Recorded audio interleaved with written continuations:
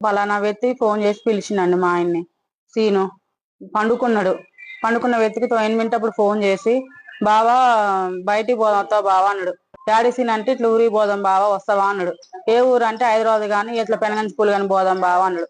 అంటే సర్లే సీను వస్తలే సీను పోదాం అన్నాడు. అన్నాక మా ఆయన పండుకొని మళ్ళీ లేచి 9:30కి ఫోన్ చేసింది సార్. 9:30కి ఫోన్ చేసి ఏంది బావా వస్తా అని చెప్పి నేనే ఎత్తా ఫోన్ కూడా. ఫోన్ నేను ఎత్తా హలో సీను అంటే అక్క బావలేడు అక్క అంటే ఉండని అంటే ఇటు ఇవ్వక్క అంటే మాట్లాడింది మా సీన్ అంటే ఏంది బావ వస్తాను రాలేదు ఏంది అన్నాడు. అట్లా పండుకున్న సీన్ అంటే రా బావ పోదాం అన్నాడు. సర్లే అని చెప్పి మా ఆయన ఇక స్నానం చేసి ఇట్లా అమ్మాయి హైదరాబాద్ పోతున్న అమ్మాయి అన్నాడు. సర్లే అన్న. అట్లా మా అక్క వాళ్ళ అమ్మాయి కూడా ఫోన్ చేసిండు. సమ్ము ఇట్లా నేను హైదరాబాద్ పోతున్నమ్మా పిన్నికి అసలుకి చేత కావట్లేదు అమ్మోళ్ళు ఉంటారు రమ్మని చెప్పంటే అమ్మోళ్ళు ఇద్దరు పనికి పోయారు బాబాయ్ అంటే నువ్వన్న రమ్మంటే వస్తలే బాబాయ్ అన్నది.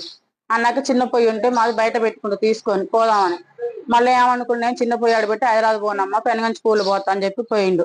బయటికి వెళ్ళిండు 10కి బయటకు వెళ్ళింది సార్. 10కి బయటకు వెళ్ళినాక నేను మా పెద్దమ్మలు చిన్న గొడవ అవుతుంటే ల్యాండ్ గా దగ్గర నేను కూడా వెళ్తా అంటే వెళ్ళి అన్నాడు. సర్లే అని చెప్పి నేను మా పెద్దమ్మల్ని పాతింటికి వెళ్ళాను. వెళ్తే అక్కడ మా పెద్దమ్మలు ఎవరు లేరు. స్టేషన్ కాడికి పోయిన సంగతి తెలిసింది. సర్లే అని చెప్పి నేను ఇంటికి వచ్చా. ఇంటికి వస్తే మా మేనత్త పిలిస్తే నేను వెళ్ళాక ఇక మా ఆయన సీనోటికి వెళ్ళి పోయిండంట.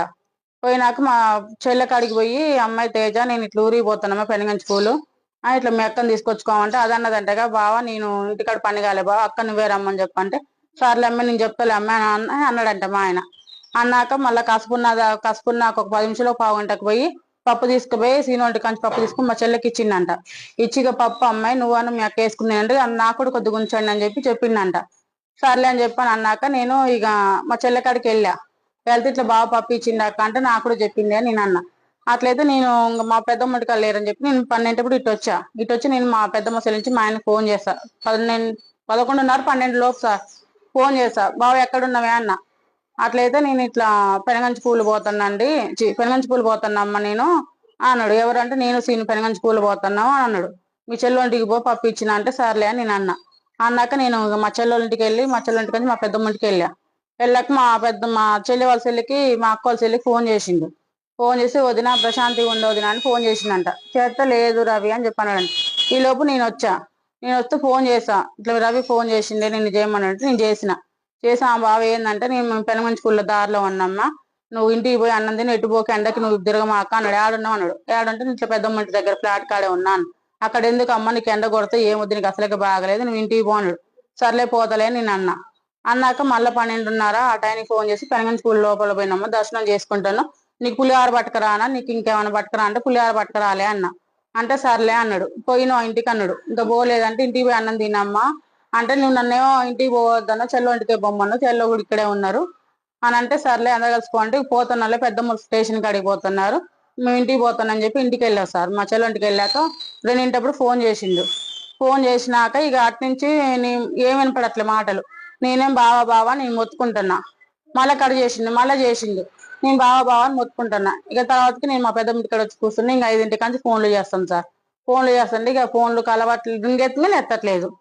నాకేం భయం వేస్తుంది రింగ్ ఎత్తుంది ఎత్తట్లేదు రింగ్ ఎత్తుంది భయం వేస్తే ఎత్తట్లేదు. నేను 6:30 ఆ టైంకి మా అమ్మాయిని ఆ సీనియర్ ఇంటికి తోలి సాయి మావయ్య ఉంటాడు చాలని మావయ్యను డాడీ బయటకు పోయారు మరి మావయ్య డాడీ ఫోన్ ఎత్తట్లేదు ఫోన్ అని చెప్పి తోలితే మా పాప వెళ్ళింది. ఇక తర్వాత మా పాప చెప్పింది సార్ పనికి వెళ్తున్నా సార్. పనికి వెళ్తుంటే పిలిచింది మా పిన్ని పలానా ప్రేమిల పిలిచి ఏందే వాడి పేరు మీద నేను ఎల్ఐసి కడుతుండా చేస్తుండం అంటే నేను మాకు ఎల్ఐసి లాంటి ఏం లోపిన్ని అని అన్నా. అటు వాడికి అకౌంట్ ఉందా అన్నది. అకౌంట్ లాంటి కూడా ఏం లోపిన్ని అంటే ఇట్లా ఎల్ఐసి కట్టుకోరాదంటే 40 లక్షలు ఎల్ఐసి ఉంది భార్య చచ్చిపోతే భర్తకి భర్త చచ్చిపోతే భార్యకి వస్తాయని చెప్పింది. అంటే సర్లే పిన్ని అని అకౌంట్ వాళ్ళే తీస్తారు వాళ్ళే రన్నింగ్ చేస్తారు నువ్వు రూపాయి ఖర్చు పెట్టాల్సిన అవసరం కూడా లేదు అని అన్నది. అంటే సర్లే పిన్ని అన్నాక సర్లే అన్నాక అకౌంట్ తీపిచ్చారు. ఒక 2 వచ్చారు సార్ ఇన్సూరెన్స్ వాళ్ళు వచ్చి నేను పెట్టి కూడా పోలే వాళ్ళ ఇంటికి వెళ్ళాం. ఇన్సూరెన్స్ వాళ్ళు 2 వచ్చాక డాక్టర్ కలెక్టర్ మాట్లాడమన్నారు. కొంచెం ఆయనకి మెల్లకన్ను ఉంటది కొంచెం అప్పుడు పిచ్చికల్లు తాగిండే ఉండేసరికల్లా అది సరిగ్గా పూట పడకుండా సరికల్లా సర్లే అని చెప్పి అన్నారు. అన్నాక మళ్ళీ కొన్ని రోజులు మళ్ళీ పిలిస్తే మాట్లాడమంటే మాట్లాడారు. మీకు ఏమైనా బీబీ ఉందా నీకు ఏమైనా రోగం నాకేం లేవు అన్నారు. అంటే సర్లే అన్నారు. ఇక అన్నాక ఇక మేము పట్టించుకోలేదు. తర్వాతకి నేను ఇక అమ్మోటి కాడ ఉన్నా అన్నాక కనీసం ఒక 2-3 నెలలు దాదాపు అయింది ఆయన